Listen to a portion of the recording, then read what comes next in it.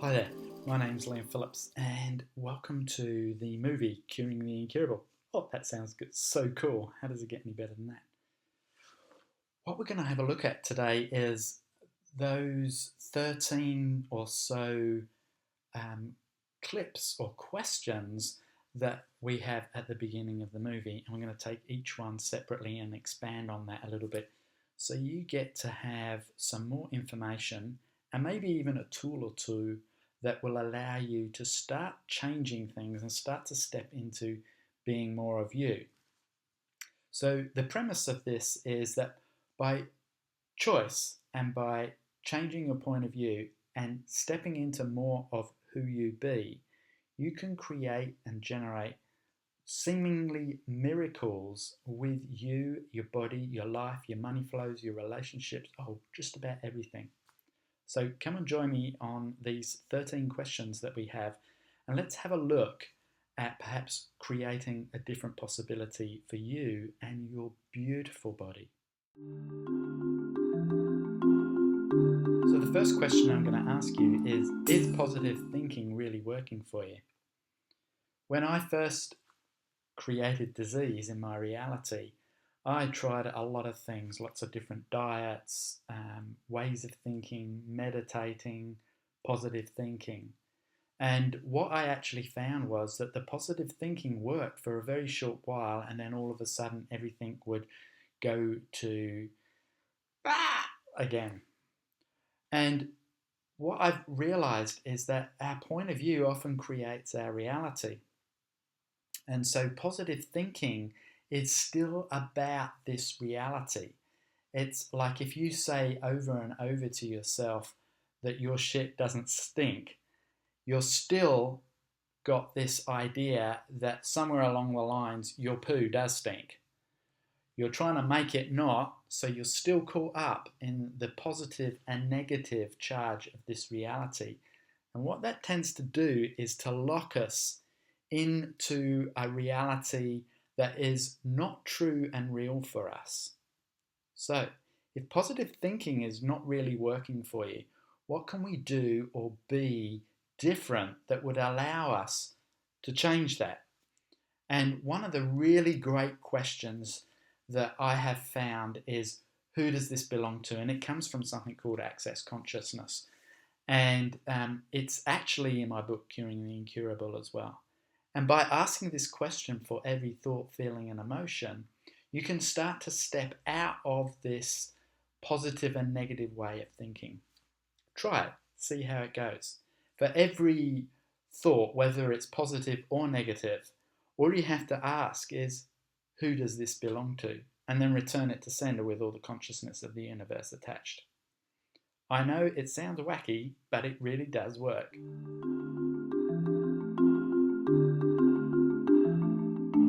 So the next question is, what's the biggest toxin on the planet?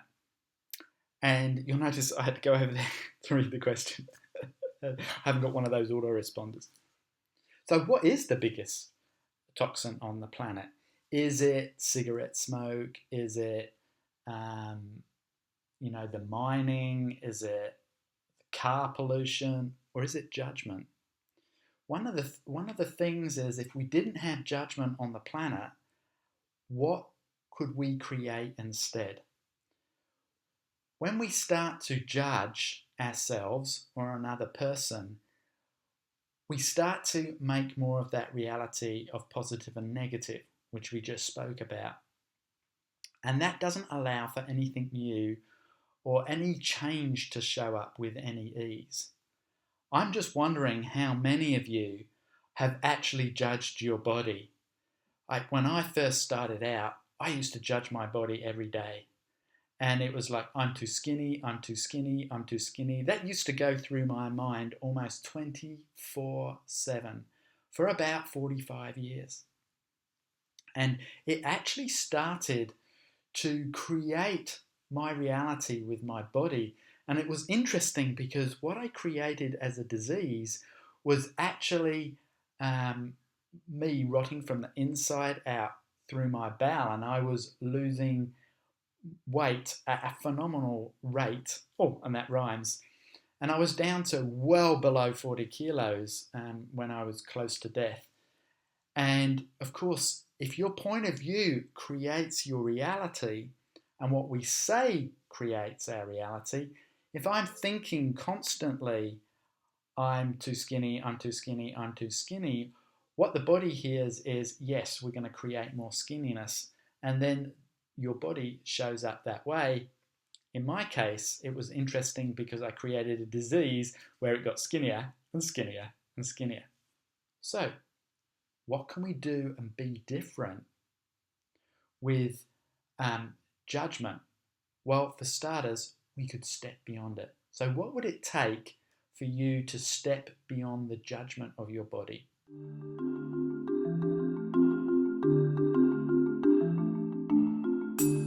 So, does medication really work? This is a good one because I know a lot of people that are in alternative therapies, they often are in a lot of resistance to Western medical medicine and to the Western medical sort of theory. I don't have that as a point of view. I would rather do what works rather than have a point of view that's based on either a positive or a negative, or a judgment, in other words. So what I have actually found is that some medications actually work on some people and not on others, and sometimes for some people sometimes and not for others. Oh, how did I find that out? Because I tested it all out on myself. There's no need to go through all of that testing. It's like, what if you just lower your barriers and stop resisting the medication, and then you can receive it in a totally different way. So medication works, but it's not the source of the healing of your body. Your body is actually the source of healing. It's not that the medication works as such, it's what your body does with it. And if you are constantly acknowledging the medication or the therapy or the other person as the source for the creation of your body, you never actually get to acknowledge you or your body. So what if we were to right now just lower our barriers and actually acknowledge just how incredibly beautiful and amazing our body is, and acknowledge everywhere where it is actually the source for healing. Sound like fun?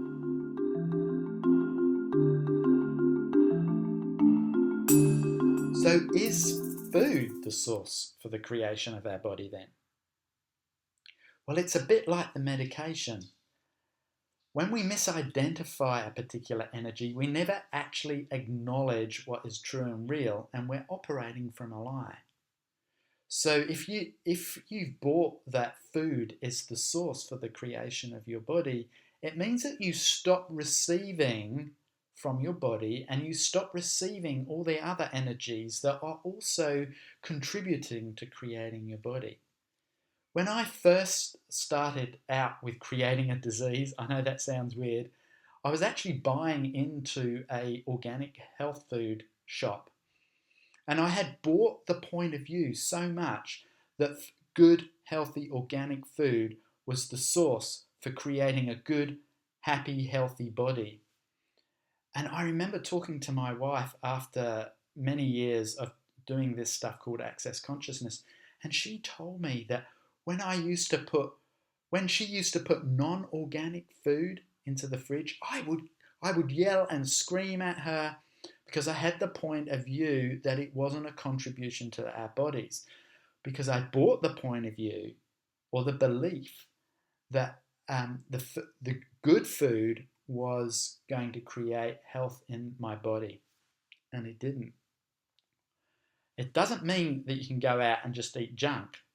What it does mean is that you've got to acknowledge that you and your body are the source for the creation of your body and not just the food. So do you enjoy your body, or are you spending most of your time trying to get it out of your body? I don't know. Like I tried drugs for ages to get out of my body, sex to get out of my body, shopping to get out of my body, going to the movies to get out of my body. I'd bought the point of view, or especially the spiritual or religious, or even the scientific point of view, that the soul or the spirit is actually greater than the body. And we're actually here to embody the planet. Our body is actually our miraculous magical wand, and without it, we can't create those miracles and that magic. Otherwise, we would just be a spirit. So, what if we were actually willing to start really enjoying our body? What is it today? What if we took this simple tool and for 10 minutes a day, just ask your body what it would like to do? You know, not going yoga, not doing weights, not exercising, not what you've decided, but literally ask your body, what would you like to do for 10 minutes today? That's just for you, not for my crazy, insane brain, not for all the other people's points of view that you've bought. Like you have to exercise, you have to do this, you have to do that. For me, when I asked that question, I was quite surprised for two reasons. One, because my body doesn't like to do the same 10-minute thing every day for itself. And two, the first time I asked it, my body said, "Oh, I'd like a manicure." So I cut my nails, I filed my nails. I felt so good afterwards. My body was really humming and vibrating. It was really amazing. I've heard other people use this tool, and some people it's a bath, other people it's a hug, other people it's eating some delicious food. It can change every day, and it doesn't necessarily have to be the same time of day each day as well. So ask that question, and you'll start to create a communion with your body, and you'll start to hear the wisdom of it. What if your belief created your reality? Oh my God. How many beliefs have you bought over the years that are not even yours? And where have you bought them from? Your parents, your teachers, scientists, doctors, lawyers, religious leaders. Are these points of view really yours and true? So one of the things with this particular idea is that you have to question your reality. Because if you're basing your body and your life on somebody else's point of view and it's not true for you, you're going to spend a lot of time doing something that is not fun for you. I know when I was a young man, I had bought the point of view, my mother's point of view, that I would be a good teacher. And so I went off and became a teacher. I didn't enjoy it at all. I was living my life for somebody else's belief. And that's not a wrongness of my mother. That was just because I bought her point of view. So how much of your life have you bought that is actually somebody else's belief or point of view that's not real and true for you? Ooh, quite a lot of it. How does it get any better than that?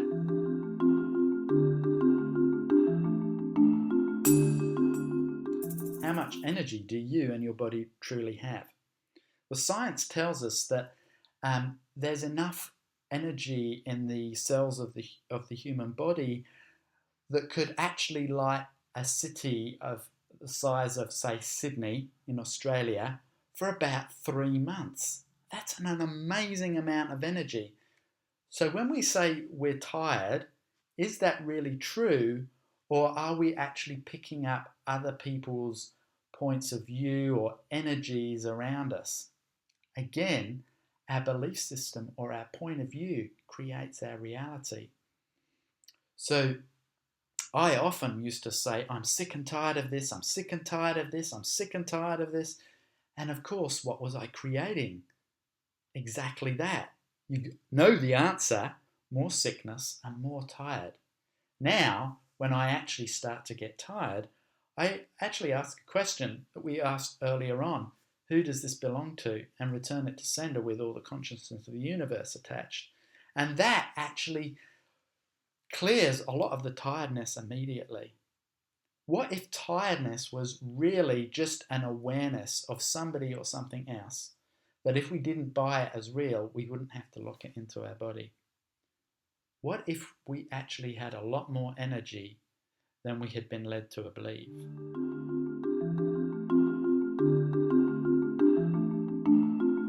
So, have you ever noticed that when you are in a city, it's like, ah, and it can be really, really funky. But when you go out to the ocean or the rainforest or out onto a farm, everything sort of feels a lot more expansive and more at ease. Have you ever wondered why that may be? In a city, there are millions and millions of people, and everybody has a point of view and a judgment about something. In fact, most people are trying to sell you a point of view somewhere along in the day. Like, people will say, "Isn't it a beautiful day today?" And it's like they're trying to sell you their point of view of what the day is like. A lot of people are very judgmental, either of you or of themselves, and we often pick this energy up. Like, how many of you have actually thought of, oh my God, my mum might ring me today, and lo and behold, 5 minutes later, your mum rings you. That's because we're all very psychic, and we're often picking up other people's thoughts, feelings, and emotions. So when we go out into nature, there's a lot more space, there's not so much judgment, and there's not so many thoughts, feelings, and emotions. Like when you walk into a forest, the trees don't go, "Oh no, here comes Liam again." They don't judge me. They go, "Ah, here's another being." Now, if I step out of my awareness, then I will get eaten. But as long as I'm always aware and expanded and not contracted, then the rainforest and the beaches and the farms and nature will always contribute to me and my body. So this is one of the reasons why you guys like to have that space, like to go out, like to keep separate from other people. So but that's not always going to work because, we have to work in cities, we have friends in cities, we make money in cities.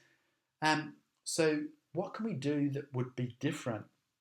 One of the things is a very simple energy technique, and it's just simply, just for a few seconds, you can do it right now. Close your eyes, lower your barriers, and expand your energy so you fill the entire room. Now expand out over the whole city, wherever you are, and keep expanding right over the whole planet so that you get that sense of space. Now expand right out over the whole solar system and right out to the furthest reaches of the universe. And then when you're ready, you can open your eyes and, hey presto, keep that space. Stay in that space. You may have noticed how your energy has gotten a lot smoother, a lot more peaceful. So have a try that. See how it works. Next time you're starting to go into contraction, expand out.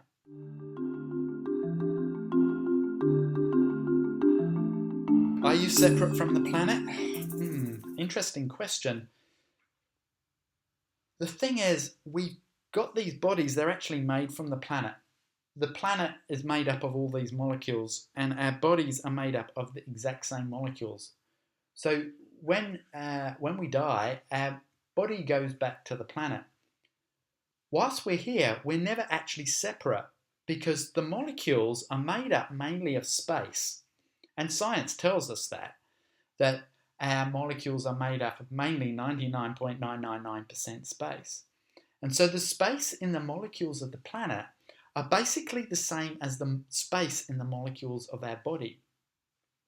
When we actually separate by using judgment, we can't receive the nurturing, the kindness, the caring, the healing energies of the planet. And so dis-ease starts to show up either in our bodies or in our life or our relationships or our money flows. So one of the things that we can do is that energy exercise that we just did earlier, where we start to become more of that space. So if you're ever starting to feel a little bit separate from the planet, you don't have to necessarily take your shoes and socks off and walk down the beach. You can use that energy exercise again. Don't try it because it will probably change your entire reality.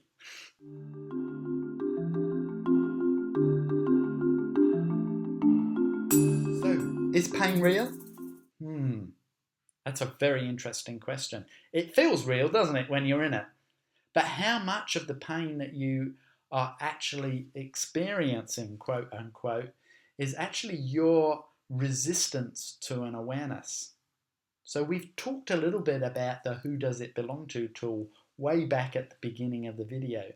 And one of the cool things with that particular tool is that you can also use it with pain. So if that comes up in your body, then you can ask that question, is this mine or somebody else's? And whichever one is light is true for you. I was amazed when I first used this with somebody else. It just showed me the power of it. I was in a shopping centre in a supermarket, and there was this little old lady. She had a trolley. We were in the toilet toilet tissue paper aisle. Easy for me to say. And she picked up a 6-pack of toilet paper and dropped it before she could get it into a shopping trolley. She looked up at me and she was hunched over and she said, "Oh, sweetie, could you help me and pick up that roll of toilet paper and put it in the shopping trolley for me? I've hurt my back. I'm in a lot of pain." And I said, "Oh, who does that belong to?" She said, "My husband," bent down, picked it up, put it in her shopping trolley, said thank you, walked off with a straight back. We are so sensitive to other people's realities that we often start to try to take pain out of other people's bodies. Oh my God, how many pains have you had in your body when you're just walking down the street and it's actually your body giving you an awareness of somebody else's body? Wow, how much pain has actually been your resistance to an awareness that you have not been willing to receive?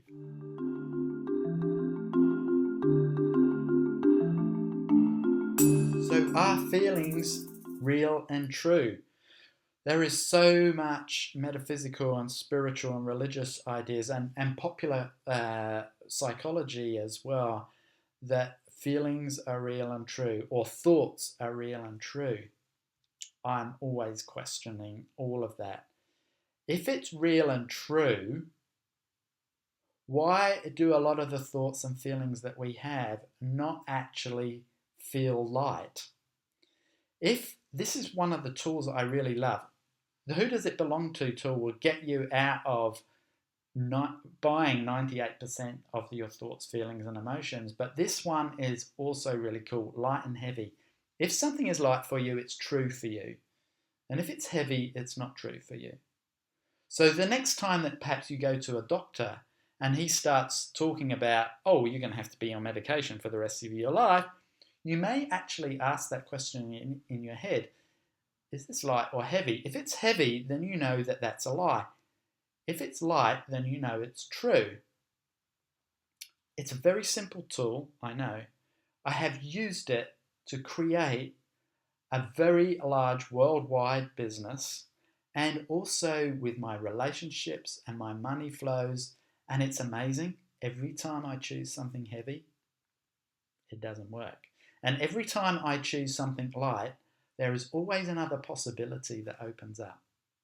It's an amazing tool. It comes from something called Access Consciousness, which I mentioned earlier on. And if you are willing to use it, you can create seemingly miracles in your life and with your body. So don't use it.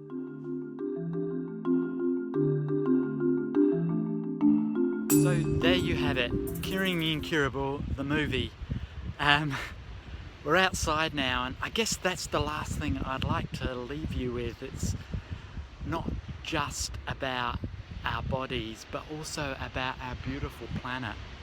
Like when we actually start to use these tools and when we start to really connect in with our body and not make things significant, but start questioning this reality, we can have more of this.